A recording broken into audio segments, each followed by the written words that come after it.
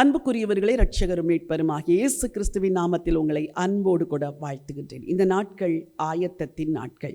அடுத்த ஆண்டுக்காய் ஆயத்தமாகிறீர்கள். வேதத்தில் பலரும் பல விதங்களில் ஆயத்தமானார்கள். ஆண்டவர் இயேசு ஆயத்தமான ஒரு கூட்டத்தை குறித்து நமக்கு ஒரு செய்தியை சொல்லியிருக்கிறார். அதை நான் வாசிக்க விரும்புகிறேன். மத்தேயு எழுதின சுவிசேஷம் 25ஆம் அதிகாரம் 7வது வசனம். அப்பொழுது அந்த கன்னிகைகள் எல்லாரும் எழுந்திருந்து தங்கள் தீவெட்டிகளை ஆயத்தப்படுத்தினார்கள். இது ஒரு அற்புதமான வேத பகுதி. ஆண்டவர் இயேசுவுடைய வருகைக்கு ஆயத்தமான 10 கன்னிகைகளை குறித்து இந்த அதிகாரத்திலே படிக்கிறோம். அதில் 5 பேர் புத்தி உள்ளவர்கள், 5 பேர் புத்தி இல்லாதவர்கள் என்று வேதம் சொல்லுகிறது. புத்தி உள்ளவர்கள் தங்கள் தீவெட்டிகளோடு எண்ணெயை கொண்டு போனார்களாம். புத்தி இல்லாதவர்கள் தீவெட்டிகளோடு எண்ணெயை கொண்டு போகவில்லை.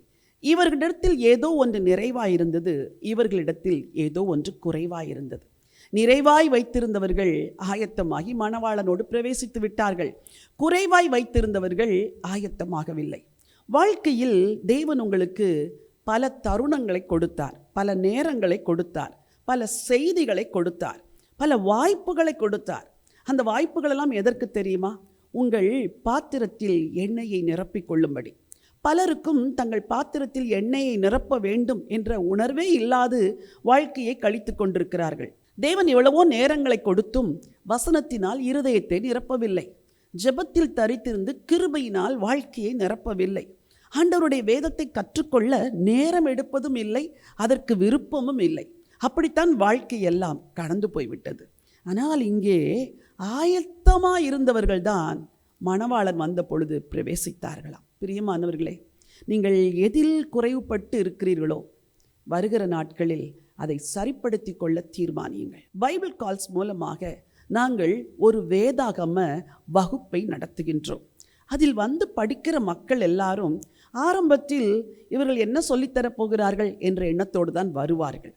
ஆனால் வந்து படிக்க ஆரம்பித்த பொழுது வேதத்தின் மகத்துவங்களை எல்லாம் அருமையாய் கற்றுக்கொண்டு வசனத்தில் வளருகிறதை கண்கூடாய் பார்க்கிறோம். இந்த ஆண்டு ஆரம்பிக்கப்பட்ட வாலிபர்களுக்கான வேத பாட வகுப்பில் 100 வாலிபர்கள் இணைந்து படித்து கொண்டிருக்கிறார்கள். அவர்களுக்கு வகுப்புகள் எப்படி இருக்கிறது என்று கேட்டால் எல்லாருமே சொல்லுகிற பதில் என்ன தெரியுமா? வகுப்புகள் இன்ட்ரெஸ்டிங்காக இருக்கிறது, நாங்கள் புதிதாய் கற்றுக்கொள்கிறோம் என்று. வாலிபர்களே அப்படி கற்றுக்கொள்வார்கள் என்றால் நீங்கள் கற்றுக்கொள்வதற்கு எவ்வளவு முன்வர வேண்டும்?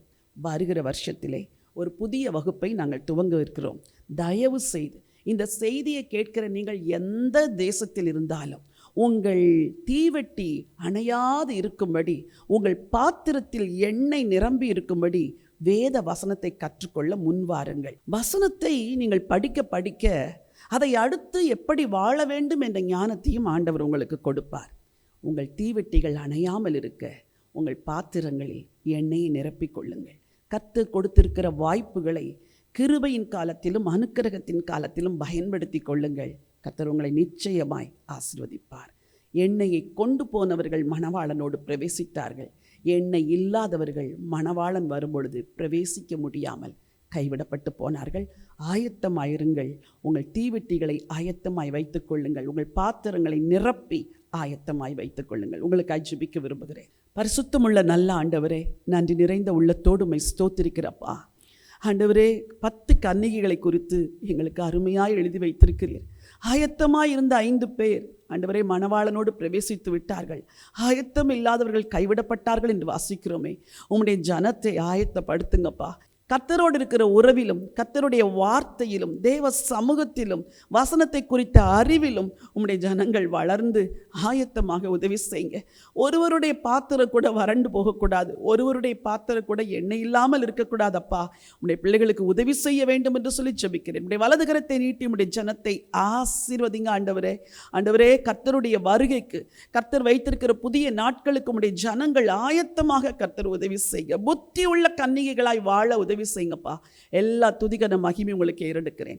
ராஜா இயேசு கிறிஸ்துவின் நாமத்தில் ஜெபிக்கிறேன், ஜீவனுள்ள நல்ல பிதாவே. ஆமென், ஆமென்.